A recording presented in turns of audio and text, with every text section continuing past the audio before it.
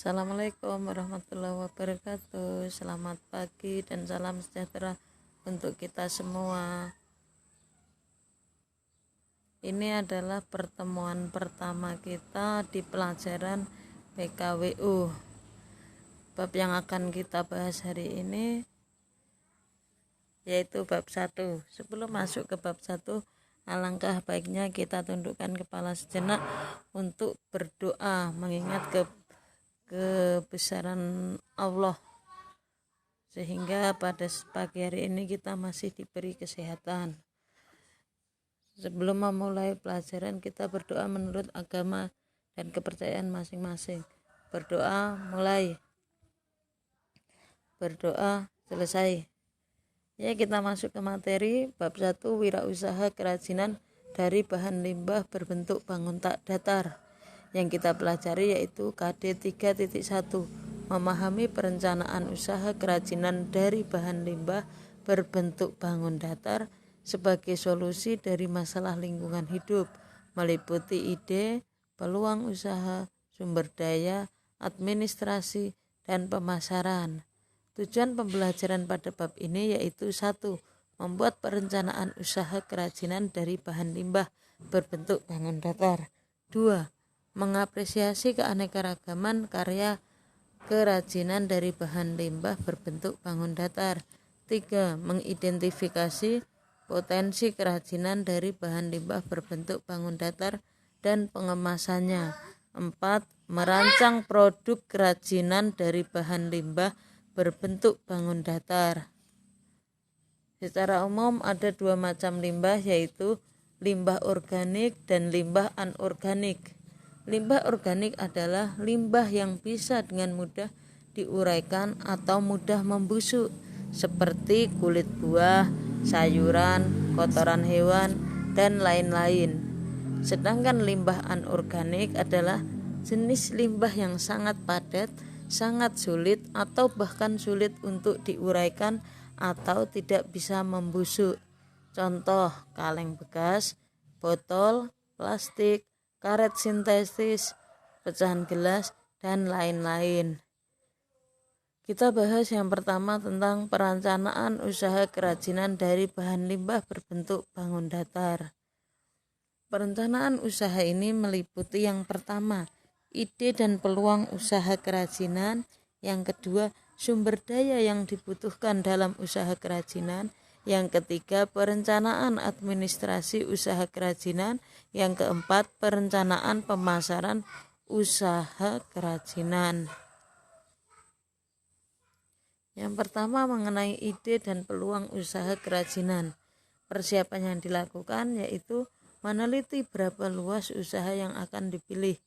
Yang kedua, bentuk usaha apa yang akan dipilih, jenis usaha apa yang akan ditekuni, informasi usaha yang akan diterima, ada tidaknya peta usaha yang menguntungkan. Menganalisis peluang usaha dapat dilakukan dengan analisis SWOT, Strength, Weakness, Opportunity, Threat. Analisis SWOT adalah suatu kajian terhadap lingkungan internal dan eksternal perusahaan.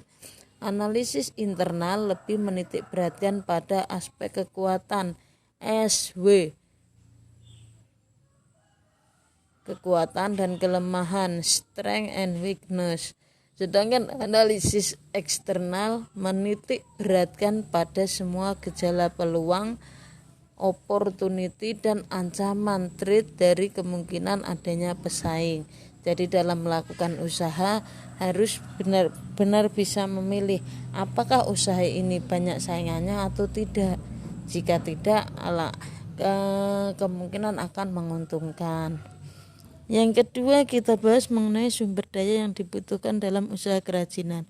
Sumber daya yang dimiliki diistilahkan dengan 6M, yaitu man artinya manusia, money uang, material fisik, mesin, teknologi, metode, dan market atau pemasaran. Yang berikutnya, perencanaan administrasi usaha kerajinan. Yang pertama, mengenai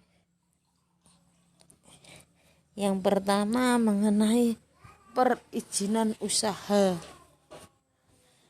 Perizinan usaha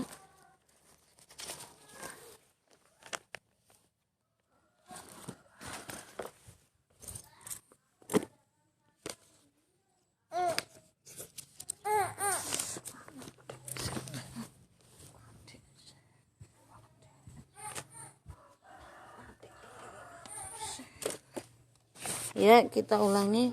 Perencanaan administrasi usaha meliputi yang pertama perizinan usaha. Jadi perizinan usaha di sini kita harus mengurus yang namanya surat izin usaha perdagangan atau dikenal dengan istilah SIUP. SIUP adalah surat izin untuk dapat melaksanakan kegiatan usaha perdagangan. Yang kedua, surat menyurat. Jadi seorang pengusaha harus mampu membuat yang namanya surat permintaan penawaran, surat penawaran, surat pemesanan, surat pemberitahuan, dan surat pengiriman pembayaran. Yang keempat, pencatatan transaksi barang.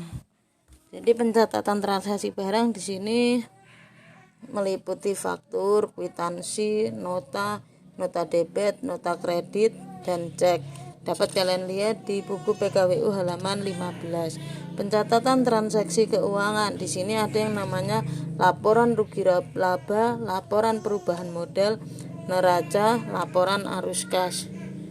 Yang terakhir yaitu mengenai pajak. Jadi setiap pengusaha harus memiliki yang namanya NPWP, nomor pokok wajib pajak.